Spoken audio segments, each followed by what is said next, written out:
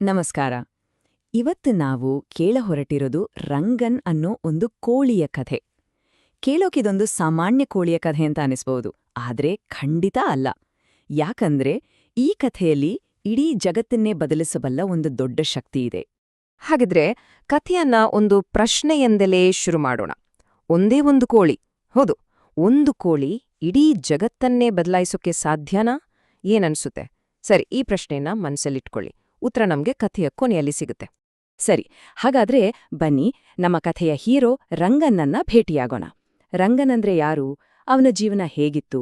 ಒಂದೇ ಮಾತಲ್ಲಿ ಹೇಳೋದಾದ್ರೆ ಅವನ ಬದುಕು ಅಕ್ಷರಶಃ ಸ್ನೇಹ, ಪ್ರೀತಿ ಮತ್ತೆ ಸಂತೋಷದಿಂದ ತುಂಬಿ ತುಳುಕುತ್ತಿತ್ತು. ಯಾಕಂದ್ರೆ ಆ ಮನೆಯವರಿಗೆ ರಂಗನ್ ಅಂದ್ರೆ ಅದೊಂದು ಬರೀ ಕೋಳಿಯೇ ಆಗಿರ್ಲಿಲ್ಲ, ಅದ್ಕಿಂತ ಹೆಚ್ಚಾಗಿತ್ತು. ಅವನು ಆ ಮನೆಯ ಮಕ್ಕಳ ಪ್ರೀತಿಯ ಗೆಳೆಯ, ಅವರ ಆಟದ ಸಂಗಾತಿ, ಅವರ ಪ್ರತಿದಿನದ ಖುಷಿಗೆ ಅವನೇ ಕಾರಣ.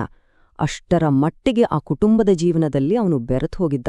ಅಂದ್ರೆ ಅವನಿಲ್ಲದ ಒಂದು ದಿನವನ್ನ ಕಲ್ಪಿಸ್ಕೊಳ್ಳೋಕೂ ಆಗ್ತಾ ಇರ್ಲಿಲ್ಲ. ಅವನ ದಿನಚರಿ ಹೇಗಿತ್ತು ಗೊತ್ತಾ? ತುಂಬಾನೇ ಸಿಂಪಲ್, ಆದ್ರೆ ಅಷ್ಟೇ ಖುಷಿಯಿಂದ ಕೂಡಿತ್ತು. ಪ್ರತಿದಿನ ಮಕ್ಕಳ ಜೊತೆ ಆಟ ಆಡೋದು, ಪಕ್ಕದಲ್ಲೇ ಇದ್ದ ಕೆರೆಯಲ್ಲಿ ಈಜೋದು, ಮಕ್ಕಳನ್ನೇ ಸುಮ್ನೆ ರೇಗಿಸ್ಕೊಂಡು ಅತ್ತಿತ್ತು ಓಡೋದು. ಆಮೇಲ್ ನೋಡಿ, ಸಂಜೆ ಆಯ್ತು ಅಂದ್ರೆ ಸಾಕು, ಯಾರು ಹೇಳ್ದೇನೆ ತಾನಾಗೇ ಹೋಗಿ ಗೂಡಿಗೆ ಸೇರ್ಕೋತಾ ಇದ್ದ. ಒಟ್ಟಿನಲ್ಲಿ ಆ ಮನೆಯನ್ನ ನಗು ಮತ್ತು ಚೈತನ್ಯದಿಂದ ತುಂಬಿಟ್ಟಿದ್ದ ಆ ರಂಗನ್. ಆದ್ರೆ ಹೀಗೆ ಖುಷಿ ಖುಷಿಯಾಗಿ ಸಾಗುತ್ತಿದ್ದ ಈ ಜೀವನಕ್ಕೆ ಯಾರೂ ಊಹಿಸದ ಒಂದು ದೊಡ್ಡ ಆಘಾತ ಕಾದಿತ್ತು. ಎಲ್ಲವೂ ಬದಲಾಗುವ ಸಮಯ ಬಂತು. ಒಂದು ದಿನ ಇದ್ದಕ್ಕಿದ್ದಂತೆ ರಂಗನ್ ಮಾಯವಾಗ್ಬಿಟ್ಟ. ಮಕ್ಕಳಿಗೆ ಪ್ರಾಣವೇ ಹೋದಾಗಾಯ್ತು. ಎಲ್ ಹೋದ್ನೋ ಏನೋ ಅಂತ ದೇವಸ್ಥಾನ, ಕೆರೆ, ಗದ್ದೆ, ಸಿಕ್ಕ ಕಡೆ ಎಲ್ಲ ಹುಡುಕಾಡಿದ್ರು.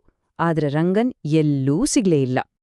ಕೊನೆಗೆ ನಿಜಕ್ಕೂ ಏನಾಗಿದೆ ಅಂತ ಅರ್ಥ ಮಾಡ್ಕೊಳ್ಳದಷ್ಟು ದೊಡ್ಡವನಾಗಿದ್ದ ಆ ಮನೆಯ ಹಿರಿಯ ಮಗ ದೊಡ್ಡವರನ್ನ ಪ್ರಶ್ನಿಸಿದ ಆ ಕ್ಷಣ ಇದೆಯಲ್ಲ, ನಿಜಕ್ಕೂ ಎಂಥವರ ಮನಸ್ಸಿನಾದ್ರೂ ಕಲಕುತ್ತೆ. ಅವನ ನೋವಿನ ಮಾತುಗಳನ್ನ ಒಮ್ಮೆ ಕೇಳಿ. ನಾವು ಈ ಪ್ರಾಣಿಗಳನ್ನ ಸ್ನೇಹಿತರ ತರ ಸಾಕ್ತೀವಿ, ನಿಮ್ಗೆ ಸ್ವಲ್ಪನೂ ದಯೆ ಇಲ್ವಾ? ಮನೆಗೆ ಯಾರಾದ್ರೂ ಅತಿಥಿಗಳು ಬಂದ್ರೆ ಸಾಕು, ಅದನ್ನೇ ಅಡುಗೆ ಮಾಡಿ ಬಡಿಸ್ಬಿಡ್ತೀರಲ್ಲ. ಆದರೆ ರಂಗನ್ ಕಥೆ ಇಲ್ಲಿಗೆ ಮುಗಿದು ಹೋಗ್ಲಿಂದ. ಅಸಲಿಗೆ ನಿಜವಾದ ಕಥೆ ಶುರುವಾಗಿದ್ದೇ ಇಲ್ಲಿಂದ. ಸತ್ತ ಮೇಲೆ ರಂಗನ್ನ ಆತ್ಮ ಸ್ವರ್ಗಕ್ಕೆ ಹೋಯ್ತು. ಅಲ್ಲಿ ಕೋಳಿಗಳು, ಸಿಂಹಗಳು ಅಂತ ಎಲ್ಲಾ ಪ್ರಾಣಿಗಳು ತಮ್ಮ ಸರದಿಗಾಗಿ ಸಾಲಲ್ಲಿ ನಿಂತಿದ್ವು. ಆದ್ರೆ ರಂಗನ್ ಆ ಸಾಲನೆಲ್ಲ ದಾಟಿ ಧೈರ್ಯವಾಗಿ, ನೇರವಾಗಿ ಮನುಷ್ಯರ ಪಾಪಪುಣ್ಯದ ಲೆಕ್ಕ ಇಡೋ ಚಿತ್ರಗುಪ್ತನ ಮುಂದೆ ಹೋಗ್ನಿಂತ. ಆ ಪುಟ್ಟ ಕೋಳಿಯ ಧೈರ್ಯ ನೋಡಿ ಚಿತ್ರಗುಪ್ತನಿಗೆ ಆಶ್ಚರ್ಯ ಆಗುತ್ತೆ. ಅವನಿಂದ ಪ್ರಭಾವಿತನಾದ ಚಿತ್ರಗುಪ್ತ ರಂಗನ್ಗೆ 3 ವರಗಳನ್ನ ಕೇಳಿಕೋ ಅಂತ ಒಂದು ಅದ್ಭುತ ಅವಕಾಶವನ್ನ ಕೊಟ್ಟ. ಇಲ್ಲಿ ಒಂದು ವಿಷಯವನ್ನ ಗಮನಿಸಬೇಕು.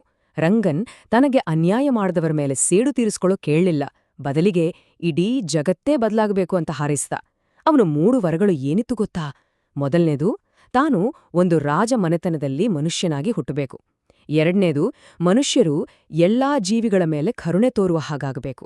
ಮತ್ತು 3ನೇದು, ತಾನೇ ರಾಜನಾಗಿ ಶಾಂತಿ ಮತ್ತು ಸಮೃದ್ಧಿಯಿಂದ ಕೂಡಿದ ಒಂದು ಹೊಸ ಯುಗವನ್ನೇ ಸೃಷ್ಟಿಸಬೇಕು. ಎಂಥ ದೊಡ್ಡ ಯೋಚನೆ ನೋಡು. ಅವನು ಕೇಳಿದಂತೆ ವರಗಳು ನಿಜವಾದವು. ರಂಗನ್ನ ಆಶಯದಂತೆ ಒಂದು ಹೊಸ ಆಳ್ವಿಕೆ ಶುರುವಾಯ್ತು. ಅದು ಕರುಣೆಯ ಆಳ್ವಿಕೆ. ಇಡೀ ಜಗತ್ತೂ ಬದಲಾಗೋಕೆ ಶುರುವಾಯ್ತು. ಈ ದೊಡ್ಡ ಬದಲಾವಣೆಗೆ ನಾಂದಿ ಹಾಡಿದ್ದು ಒಂದು ಸಣ್ಣ ಘಟನೆ. ಕುರಿಗಳ ಮೇಲೆ ನಡೀತಿದ್ದ ಕ್ರೌರ್ಯದ ಬಗ್ಗೆ ಒಬ್ಬ ಹುಡುಗ ಕಳಿಸಿದ್ದ ಒಂದೇ ಒಂದು ಇಮೇಲ್ ಹೊಸ ಸರ್ಕಾರವನ್ನ ಎಚ್ಚರಿಸಿತು.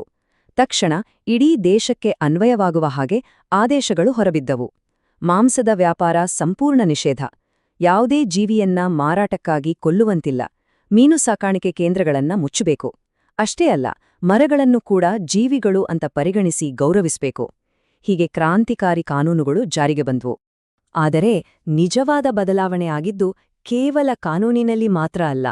ಅದಕ್ಕಿಂತ ಮುಖ್ಯವಾಗಿ ಜನರ ಮನಸ್ಸಿನಲ್ಲಿ, ಅವರ ಸಂಸ್ಕೃತಿಯಲ್ಲೇ ಬದಲಾವಣೆ ಕಾಣಿಸೋಕ್ ಶುರುವಾಯ್ತು.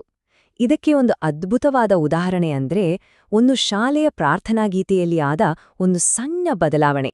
ಮಂಗಲಂ ಹಳ್ಳಿಯ ಶಾಲೆಯಲ್ಲಿ ಮೊದಲೆಲ್ಲ ಮಕ್ಕಳು ಅತ್ತಿತ್ತ ತಿರ್ಗಾಡೋ ಕೋಳಿಯನ್ನ ಹಿಡಿದು ಆಟವಾಡು ಪಾಪಾ ಅಂತ ಹಾಡ್ತಾ ಇದ್ರು. ಆದ್ರೆ ಈಗ ಆ ಹಾಡಿನ ಸಾಲೆ ಬದಲಾಗಿ ಹೋಗಿತ್ತು. ಈಗ ಮಕ್ಕಳು ಹಾಡೋದು ಅತ್ತಿತ್ತ ತಿರುಗಾಡೋ ಕೋಳಿಗೆ ದಯೆ ತೋರು ಪಾಪಾ ಅಂತ. ನೋಡಿ, ನಿನ್ನೆ ಮೊನ್ನೆವರೆಗೂ ಆಟದ ವಸ್ತುವಾಗಿದ್ದ ಒಂದು ಕೋಳಿ ಇವತ್ತು ಕರುಣೆಗೆ ಪಾತ್ರವಾಗಿತ್ತು. ಇದಕ್ಕಿಂತ ದೊಡ್ಡ ಬದಲಾವಣೆ ಬೇಕಾ? ಹಾಗಾಗಿ ಈ ಕಥೆ ನಮ್ಮೆದುರು ಬಿಟ್ಟು ಹೋಗೋದು ಒಂದೇ ಒಂದು ಆಶಯ, ಒಂದು ಹಾರೈಕೆ. ರಂಗನ್ ಪ್ರಜ್ವಲಿಸಲಿ, ಈ ಹೊಸ ಆಳ್ವಿಕೆ ವಿಜೃಂಭಿಸಲಿ ಅಂತ. ಒಂದು ಕೋಳಿಯ ಕರುಣೆಯಿಂದ ಹುಟ್ಟಿದ ಈ ಹೊಸ ಜಗತ್ತಿಗೆ ಇದಕ್ಕಿಂತ ದೊಡ್ಡ ಹಾರೈಕೆ ಬೇಕಿಲ್ಲ. ಮಂಜುನಾಥನ್, ಆರ್ಥಿರೋನ್.